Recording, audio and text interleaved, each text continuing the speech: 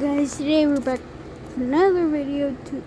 Today we are going to be reacting to NFL stars who hate each other. Thank you, fieldflix, for the video. Into then, let's get into that video. Let's go. There's a lot of NFL stars who hate each other. And Patrick Mahomes hates an entire NFL team because they turned him into a cartoon character. Guys, he is Kermit the Frog. It's all because Kermit's voice Greetings all, this is Kermit the Frog. and Mahomes' voice What is your best Kermit the Frog impression? I'm talking right now, that's it. sound the exact same. Combining that with Mahomes and Raiders star players always beefing, So what's the relationship like with you and Patrick Mahomes? My heart is down every time I go out there. I was messing with him a little bit, pushing him on the shoulder. Like, I turn and I see Mahomes, and I'm like, what's up? Start walking at me. Somebody's walking at me, I'm hitting first. I headbutted him. Raiders players eventually turned Mahomes into a Kermit doll. I'm here. I'm here. I'm here. I'm here.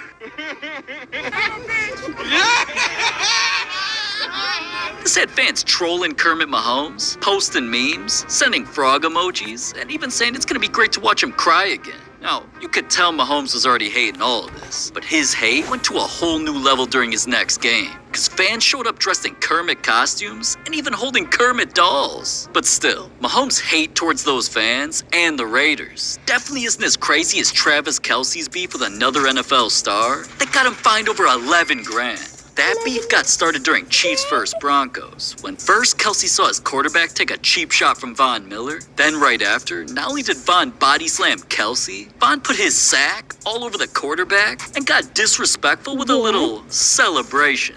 Now, alright, Von thrusting the air and acting like he just the team was definitely something I laughed at. But Kelce taunted Von with something more explicit. So after Von and his squad eventually beat Kelce's, he kept hating when he quoted the video of him throwing Kelce and said, "Fake Gronk head ass." Then Kelce replied, letting everyone know that his little gesture during the game wasn't towards the refs, and said, "Von had a cheap shot on my QB, so I thought he deserved a shot to the face." Ha!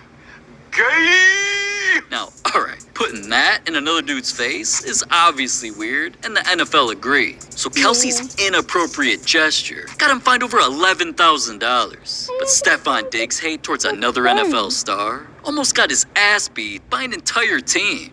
Diggs getting jumped like that ain't even surprising, because, he's always talking shit, especially towards his rival, Jair Alexander. They're always battling, like when Jair would make crazy plays to humiliate Diggs. Then another time, they were just talking crazy shit to each other while running out the tunnel and even fighting during the game. Diggs went off and scored a touchdown on them, so both players were hating on each other during interviews. Past history with you and Alexander from the NFC North days? Yeah, I guess. A little bit. I used to play him in the past, so it wasn't like something I anticipated him, doing that he did. I didn't anticipate that. I don't know who started. I finished it. I got the win. What happened in the tunnel before the game when you guys yelling at each other going on the field? Man, I was just keeping it real with him. Told him he couldn't mess with me, he a little boy. That's all that was. Just being honest, you feel me? He said you didn't know who started it, but he said he finished it. I don't know what he mean by that. Do you know who started it? No, I finished it. Now, clearly both dudes thought they ended the beef, until they matched up again, and cameras caught Diggs going to the Packers sideline, where he and Jair were screaming at each other. That moment led to Jair putting his finger in Diggs' face, and the entire team coming out to beat Diggs' ass. And after they got separated, Diggs got clamped all game, had his worst stats all season, and just decided to get petty one last time. What was your perspective on the altercation? I was walking to the locker room at the beginning of the game, and I heard somebody chirping. And I'm never the bigger person. I'm not going to be around myself with a million or something. Never the bigger person. I ain't letting go. Obviously, they picked it up or whatever, but I ain't with the football tough guys. It is what it is. Okay, to me, Diggs just sounded salty, but I could see him doing that. I never, ever thought I'd see an NFL star beefing with another player, all because of TikTok. That app is what Juju Smith-Schuster is always on, either shaking ass like a thought or taking TikToks more seriously than football, which is kinda only one of the reasons that Eagles star A.J. Brown hates him. Another reason came from this controversial play during the final moments of the Super Bowl, where an Eagles player was called for holding on Juju. Got his left hand on his back. I don't know. I think on this stage, you let him play. Even the announcers couldn't believe how bad the call was. And that stupid holding penalty not only set up the Chiefs to easily win the championship, it had Juju trolling the Eagles. Because not long after, he posted a Valentine's card with a picture of the player who held him that said, "I'll hold you when it matters the most." Now, AJ was pissed. He responded like, "This is lame. You were on your way out the league before Mahomes resurrected your career on your one-year deal, TikTok boy." Now, I definitely was laughing at that, but Juju wasn't. Instead, he does what he does best. Made a TikTok skit. All right, now corners didn't even show up. Right? It's like we went to Jordan Peele's barber. All right, just take a look at Davis. Right? You pissed down your leg, and you held him like a press conference. All right, just bring it back. Right? You pissed down your leg, and you pulled him like a kick dog. Man, it wasn't even his fault. You know, I think it's funny how y'all coaches want to seem stressed now. Y'all wasn't making no alterations to the game plan. Y'all was just like a stiff man catching a twerk. Y'all ain't know how to adjust to the motion. And after Rihanna killed half like Thanos, they was using Juju more than Nigerians. Y'all ain't do nothing about it. Well, I guess it's safe to say we all dropped the ball then, huh? And I'm gone. I'll see y'all next year. Just make sure I get my money right. And yeah, keeping things going on TikTok only made Juju live up to his new nickname that AJ gave him. So AJ clapped back saying, "You really need to find somebody else to play with. Don't let that championship ring get you beat the up, because I'm with all the dumb shit." Dude even DM Juju saying, "I don't play them kids games. If you want to see me, I'm with it. You better go to Cabo and enjoy your ring and stop with me. Leave me off all your TikTok shit."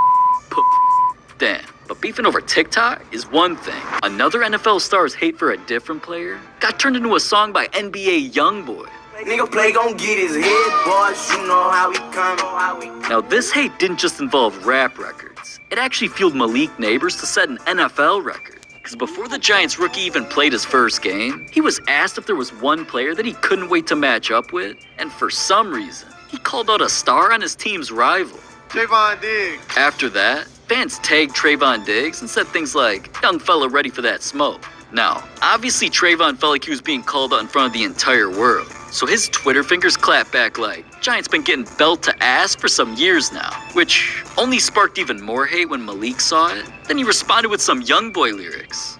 Pussy wanna F the beef between and I see all of that. Now, alright, basically calling Trayvon a pussy with those lyrics only made their matchups even more anticipated. But the funny thing was, Trayvon didn't do a single thing about it. In the 2 games they matched up, Malik went off both times, getting 20 catches combined. So he not only made Trayvon look like absolute cheeks, those huge matchups helped Malik set the NFL record for most catches by a rookie through their first 10 games. Dude really got a record dropped on his head for even responding. That's probably why he hasn't spoken about the situation since. But that ain't the only time a player had beef with Trayvon Diggs. Because another NFL legend called him and CeeDee Lamb out after they disrespected a city with a music video.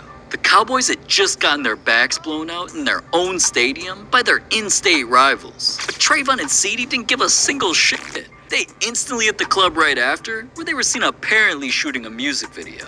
Now, I do not understand to this day why NFL players always want to rap. They're always trash. The studio, fresh off the set. New York hip hoppers, latest threat. Regardless, though, the clip of them instantly went viral, which not only had Cowboys fans tweeting emojis like they were disappointed. Fans said things like, "They need to be practicing. If they don't care, neither do I." And it wasn't just the fans who had something to say, because NFL legend Shannon Sharp went off on them for disrespecting their city. That's why y'all Cowboys suck. Because 2 of your best players, this is what they're doing. That shows you how much the game of football means to them. You got your ass kicked. I would have left the stadium with a bag over my head. Ain't no way y'all see me leave the stadium. After I got beat like that, it is disgusting. It's disappointing that these 2 of your best players, this is what they think. So what's in the club that's going to help you get better? Take your ass home and start the recovery process. You lost the game, and you took your no good for nothing asses out and shot a video? Oh my God, man. Unc was attacking everything about him. But even all of that wasn't as crazy as the time an NFL legend's hate towards an NFL star turned into a $37 million controversy. Tiki Barber was known as one of the best and most loyal running backs in Giants history. So when he saw rumors that the Giants' current best player, Saquon Barkley, had interest in joining their squad's forever rivals, the Eagles, Tiki wasn't just heated. At first, he tried making Saquon's decision for him. But the fact that Saquon would even contemplate going to play for that team in Philadelphia is insulting to his giant history and legacy. Go to Houston. Go anywhere else. Do not absolutely go to the Philadelphia Eagles, because if you do, that appreciation and respect that we all have for you, Saquon, will be lost. It'll be gone. No matter what happens when he does in Philadelphia, we will hate it, and then we'll start hating him, and I don't want that to happen. Like, we'll respect you, but we'll hate you. Your jersey, that 2-6 that we see all over the stadium, it won't be worn anymore. It'll be gone. Gone. It'll be burned.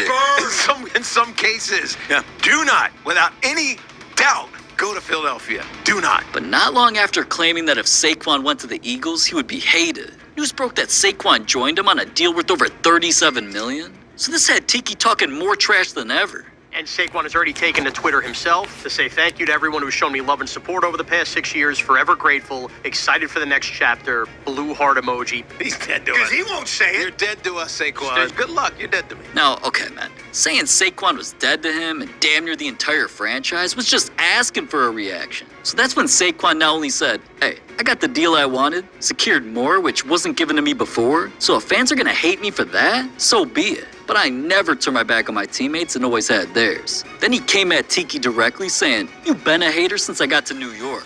And all that dead to me talk, don't smile in my face when you see me. So with that, you'd think Tiki was about to go crazy, but Mance was scared to say anything back. Unlike the NFL stars who started beefing over diamond chains. Now this hate was about to be battle of the white boys. Because after the Vikings won a close game, clips went viral of their star Kirk Cousins celebrating in his first chain.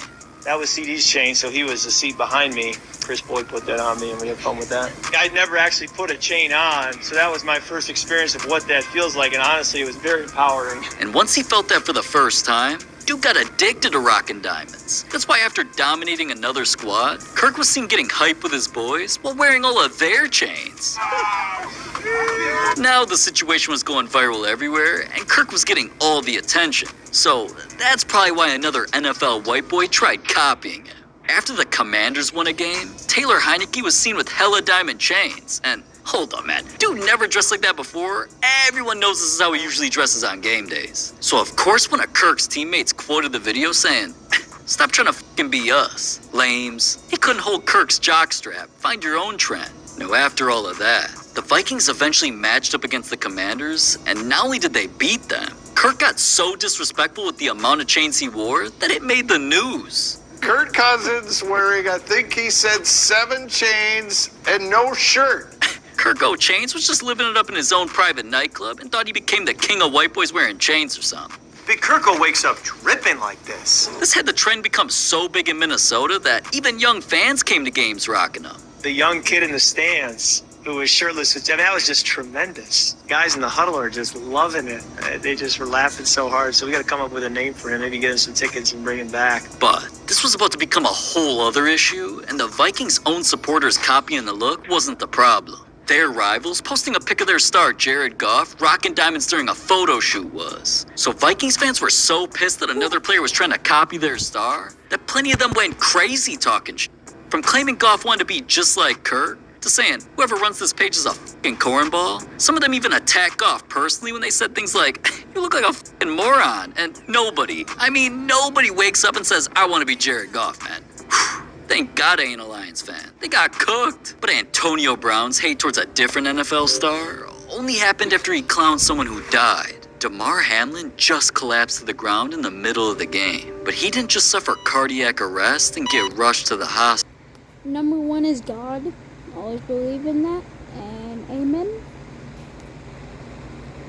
He actually died. Not to sound cliche, man, but the wild moment is every day just being able to wake up and just take deep breaths and live a peaceful life, to have a family, to have people that are around me that love me and that care about me, and for those people to still have me in their lives, you know, they almost lost me. Like, I died on national TV in front of the whole world, you know what I mean? And admitting his heart stopped beating on national TV was a sad moment for the entire football world. So even though hundreds of players came out to publicly support him, Antonio Brown started hating. Because when someone randomly tweeted, what's a fictional character's death that you have not gotten over? AB quoted it and dropped a pic of Damar. Now, of course Damar felt the disrespect. So dude not only said, didn't you just DM me? Guess you playing lame games on Twitter with my situation because I ain't DM you back. I pray to God, don't ever let me turn into a burnt out old head like you. I used to look up to you damn near. Shit's sad for real. Talk about a clone. Bring the real AB back. DeMar even exposed a screenshot of his DMs and said, been in my DM over a year talking to yourself. You was supposed to be an example setter.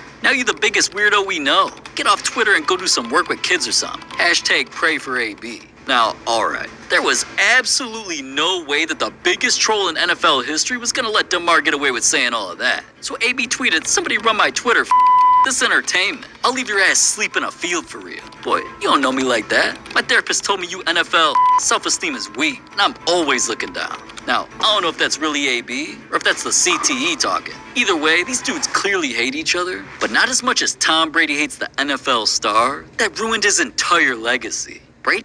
Being a football player with plaque psoriasis is challenging. The football locker room is always a place where people are going to see your skin. Brady was already reaching GOAT status by winning ring after ring after ring. Especially after he finished another season undefeated, was huge favorites in that year's Super Bowl, and only needed this one more win to go an entire year without losing a single game. But everything was only good until the final moments, because the Giants' Eli Manning made a crazy throw which not only led to one of the greatest catches in history, it helped Eli's squad stun Brady's super team and eventually beat him. Now, a play and a comeback like that one time could have been argued as luck. So Brady just kept trying to get back to the Super Bowl till he eventually did and matched up with Eli again. Now, alright, me and the entire world definitely felt like it was impossible for Brady to lose again, but after his squad went down late in the game and Brady wasn't able to complete the comeback, he looked stunned because Eli not only became the only player to lead a team to beat him in the Super Bowl once, dude now did it twice. At this point, there was already no way that Brady liked him.